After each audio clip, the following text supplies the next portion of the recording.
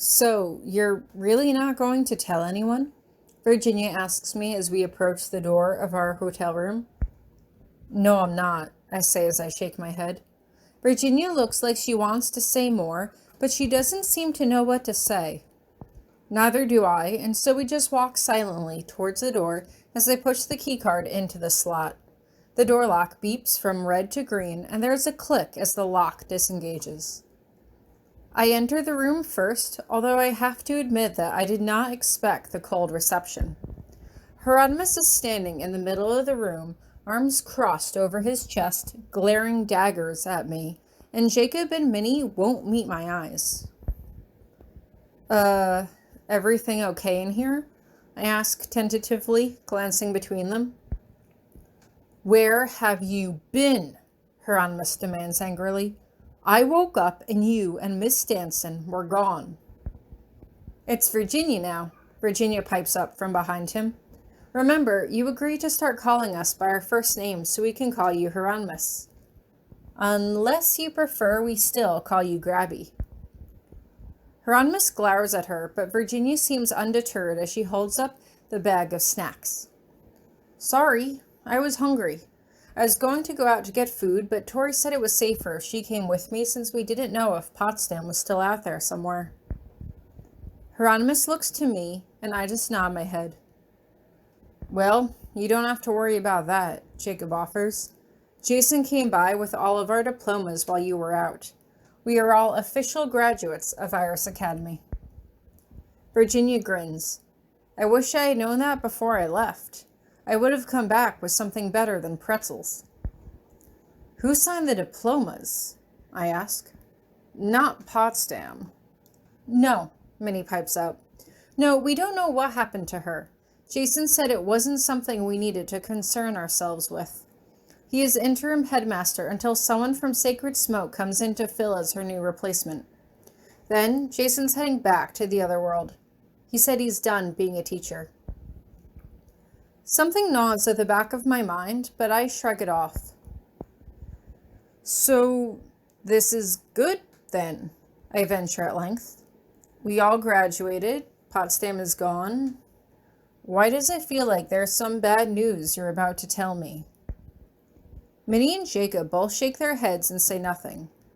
Suddenly, it's immediately clear to me that Hieronymous was probably the one who had created a palpable air of tension in the room, although I couldn't really blame him. He woke up and I wasn't there. After everything that had happened yesterday, he had a right to be concerned about me. Without saying anything, Hieronymous just strides out of the room and Virginia starts to unpack the snacks. Hey, Tori, she says, do you think you can get this TV working for us? Yeah, in a minute, I say quickly. Just give me a second. I follow Hieronymous into the room and slowly shut the door behind me. Hieronymous is sitting on the bed, facing the window, his back to me. Hey there, I say quietly. Everything okay? Fine. His voice is level, and it unnerves me. Where was the affection?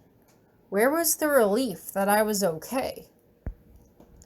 You're scaring me right now, Hieronymous. My voice is barely above a whisper. Please tell me what's wrong. I woke up and you weren't here, he snaps angrily. Do you know what could have happened to you out there? I'm sorry, I say quietly. I just went to the store with Virginia. We were both hungry.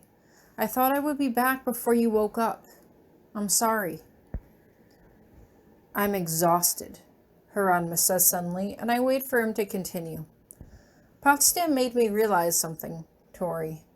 For the past few years, I have done nothing but obsessively worry about making sure you are okay, making sure you are happy, making sure your needs are attended to, especially in regards to your magic. I am exhausted. Okay. I'm not really sure what else I can say. But Potsdam is gone now. The Demon King is dead. Even your father can't bother us anymore. There will probably be other drama down the line, but the three big players are off the field now. Things should get easier for a bit. Hieronymous just shakes his head, and I stare at him for a moment, putting two and two together for myself. Wait a minute. What are you trying to say? I can't, Hieronymous says quietly. I can't keep going on like this, Tori. I can't. I feel my insides grow numb as the events of the past month come rushing back to me. Back when Hieronymous first woke up, he was a blubbering mess, begging me not to leave him. At the time, I had preferred taciturn Professor Grabiner, but now I was starting to think that I needed a good balance of the two. I didn't like it when he was reduced to tears worrying about our relationship, but at least it left me secure in the knowledge that he did still want to be with me. Right now, I wasn't sure what was going on. I had my diploma now. I could leave him and go off to college if I wanted to. Was that what Hieronymous wanted me to do? Did he want to end our relationship now that I had graduated and Potsdam was no longer a threat to me? Does this have to do with what Jason said when he teleported us away last night? I ask, and now Hieronymous does turn slightly to face me. I can't remember what he said, he says at length. I think he told me to take care of you, but I don't remember much more than that. I don't remember much either, I offer, but I can suddenly feel tears forming in my eyes. I think I do remember something, he said, though. Something about me. Oh? Hieronymous is silent as he waits for me to continue, and for a moment, I wonder if we could have avoided this entire conversation if I had just stayed here and waited for him to wake up beside me. When we were in her office, Potsdam said that I was pregnant, I remind him. I feel like Jason told me that I wasn't, that my body had been too damaged by Damien's attack and I'd never be able to have children. Virginia did go out to get food. I went out to get a pregnancy test. I took 2. I'm not pregnant. Hieronymous just turns back to the window again and says nothing. So, I guess that's okay, I venture softly. My voice is thick with emotion and tears are spilling down my face. You're exhausted, and I can't deny anything you said because it's true. You've spent the past few years fretting over me, and you do deserve a break. You do deserve time to just be you and not have to worry about me. You are amazing, Hieronymous. You know I mean that. You have so much to offer, and now that we know I can't produce a Grabiner heir, maybe it's best if we both try to move on. I have my diploma now. I can go to college and you can find someone else. And we can still stay in each other's lives. We can still talk, if you want.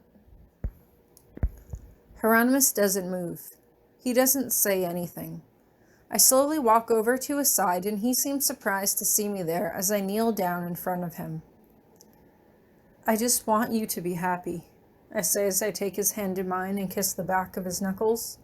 I press them into my forehead, forcing myself to blink back the tears that I could feel spilling down my face. I was crying, yes, but I wasn't bawling yet. I didn't want Hieronymous to see that. I didn't want to put Hieronymous in a position where he'd have to comfort me. I love you, Hieronymous, I say as I look up at him, pushing a hopeful smile to my lips, but I can't honestly see his face clearly through my tear-streaked vision. I quickly put his hand back onto his lap as I stand up and brush my hair behind my ears and make my way out of the room. Tori, wait, he calls after me. But I don't.